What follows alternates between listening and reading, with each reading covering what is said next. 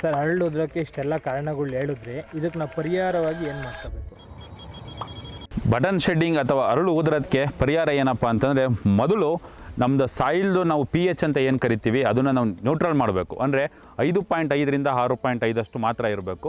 ಎರಡನೇದು, ನಮ್ಮ ತೋಟದಲ್ಲಿ ಸರಿಯಾದ ರೀತಿಯಲ್ಲಿ ಡ್ರೈನೇಜ್ ಮಾಡಬೇಕು. ಅಂದರೆ ಬಿದ್ದಂಥ ನೀರು ಅಲ್ಲಿ ಸ್ಟ್ಯಾಂಡ್ ಆಗಬಾರ್ದು ಮರದ ಪಕ್ಕದಲ್ಲಿ. ಮೂರನೇದು, ನಾವು ಒಂದು ಗಿಡಕ್ಕೆ ಏನು ಶಿಫಾರಸು ಮಾಡಿರ್ತೀವಿ ಅಷ್ಟು ನೀರಾವರಿ ವ್ಯವಸ್ಥೆ ಮಾಡಬೇಕು.